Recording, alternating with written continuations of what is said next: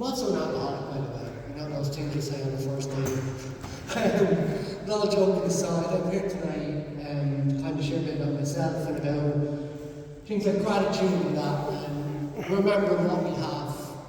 And it's having events that are like this are a great inspiration, a great help for people.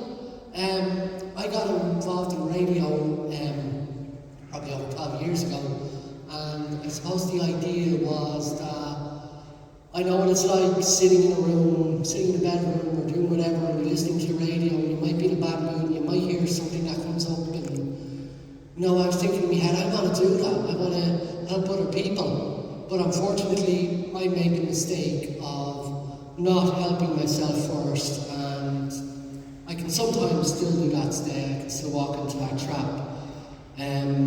As they say, you can't obviously help anyone else until you help yourself first. The first person you have to love is yourself.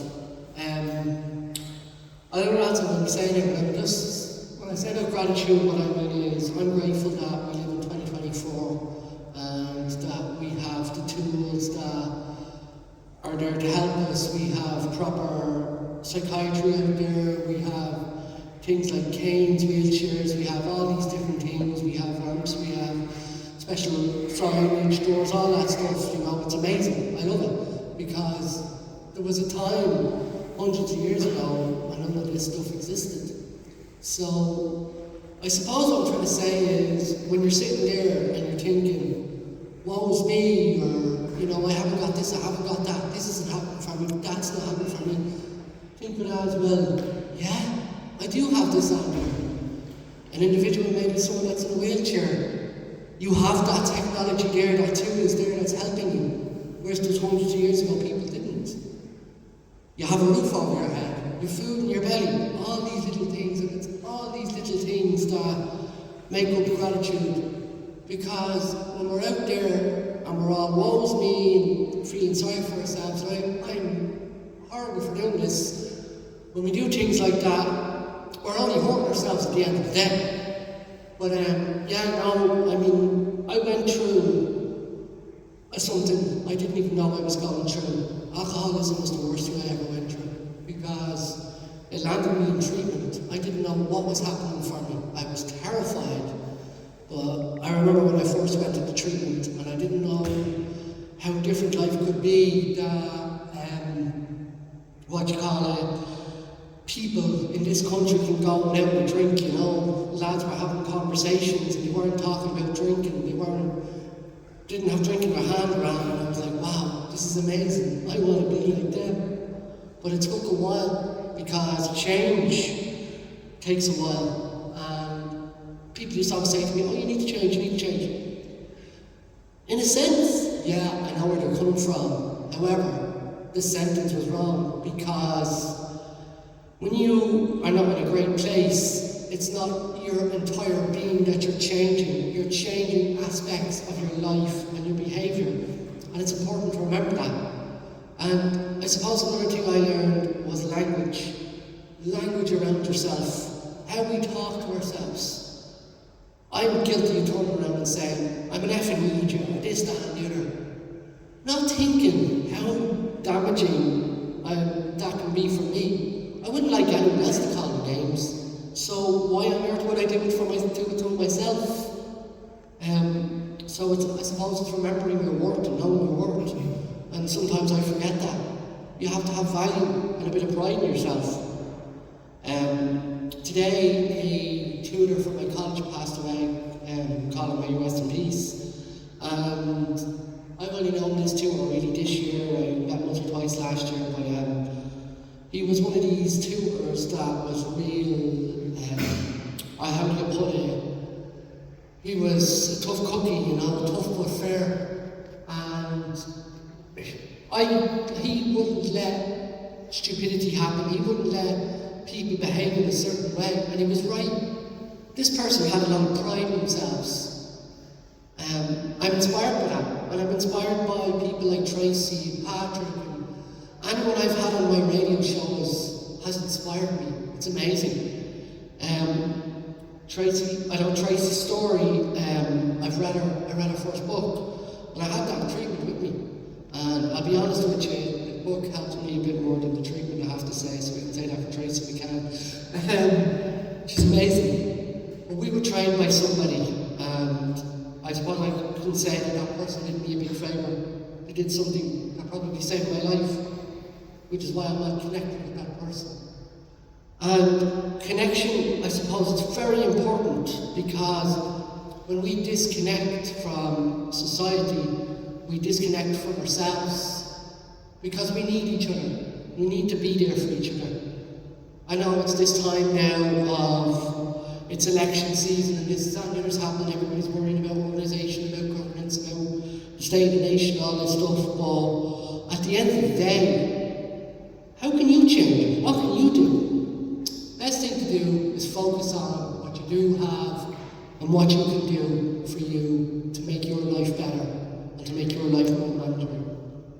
I went through a bit of a patch there a few months back. I'd love to say that I'm 2 years sober, but I'm not. I was going there, but then I fell back off the wagon nearly 4 months ago. And it didn't last long, thankfully, because if I didn't fight so hard to get back everything I have now, I was doomed. And one thing that helped me do that was knowing who I am, not letting things define me. I know I said at the start of this job that I am an alcoholic. That's just something with same meanings. That's not something that defines me. I had a problem with alcohol. I have a disability. I'm not a disability. I have a disability. It's back to that whole language thing again, I suppose. But yeah, no, as I said, I'm truly inspired by people that are here, people I've had on the radio, because I've been doing that for well over 10 years, and 12 years even, or probably nearly 15 or something. But the different types of shows I've done, the different types of people I've met are amazing. And I'm hoping someday now to go off and travel the world, because there's so much bigger than what's on our little doorstep. Because it can be difficult to see the wood from the trees, and when I talk about gratitude, I mean it's like there's a lot more out there. There's a lot worse off than all of us. There's obviously people that are in better situations. I won't say people better than us, I say people that are in better situations than us. And we are just us. We are as good as ourselves. And it's hard to remember these things sometimes, because I get caught up in my own head. And I suppose there's been a lot of people in my life who've been going through a lot of stuff. It's been trying to be there for them, trying to be there for myself, and trying to be strong. Can be difficult, can be tough. I've an absolutely amazing woman down over there who knows when to give me a good kick up the backside and doesn't let me fall back into that trap of woes me. Because that woes me is a killer. That big disease out there of I'm not good enough will always hang over your head. And I believe the best medicine for that is our language to I am good enough, I am worth something. I am not a disability. I am not all the things I have. I am not all the things I do. They don't define me. I define me. And these are the things that you got to tell yourself at the end of the day. So yeah, I hope that's helped you all. I'll actually, you know what, I should before I finish up because I didn't know what much to say, and I've been busy because I'm also a college student, so as I mentioned, I'm doing social studies, and it involves all psychology and all that stuff, and I love learning about human behaviour and the brain and criminology and all, because everybody's big into their crime stuff now, you know. My missus is the original true crime OG. She loved it before it was popular. I gotta stop getting off that. But no, I love what I do in the college, because I've made some amazing friends out of that. And if I've learned one thing from that college, it's just be yourself. Do what you gotta do for you. Work hard. I learned a couple of tricks actually from when I'm studying, and I spoke to a psychologist there in the college, and she said to me, she gave me this tool for doing assignments. I started using that tool worked. Tools are basically like medicine. I'm sure if any of you're sick or certain conditions and that, you gotta take medicine. You're gonna take your medicine, aren't you?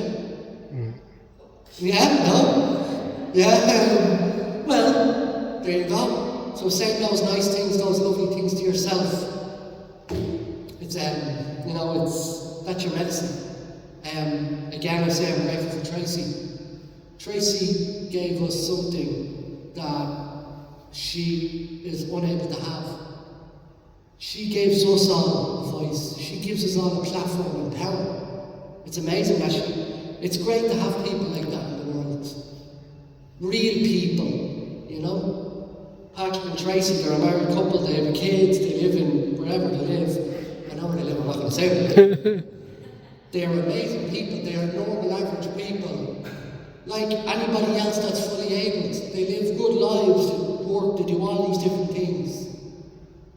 I have never seen a useless human being because everybody has something that they're good at. And I'm not going to keep, because I'm going to say this again, I'm a devil because I make these mistakes and I've had to learn from these mistakes. You know what they say, you spot it, you got it. You know, sometimes I can tend to beat myself up or beat myself up. Somebody rang me a while back, they were looking for help with something. I suppose they just needed someone to talk to because they were struggling with something, but I'll wrap up on this, but they said something to me. Why aren't you a lot more mentally well? Why don't you have better, more sobriety, all this stuff? And I questioned that for ages. I started beating myself up and overthinking. And I was like, what's the point of that? What's the point of worry? What's the point of overthinking? Where does it get us? Absolutely nowhere. And it's great seeing all you people in the room tonight, but I'm not just saying this for you, I'm saying this for myself as well. Because to be honest, I was on that bus coming up from Clondalkin, sitting on that 14 in mad traffic, me stomach in rattles, in bits. Feel the fear and do it anyway. I remember a lad, Sean, used to be in the radio and we did a bit of training, I trained a bit in that, but I remember him talk about feel the fear, do it anyway. He's a great lad. A lot of respect for him, and I have a lot of respect for people in this room. Look, I don't have a horrible background.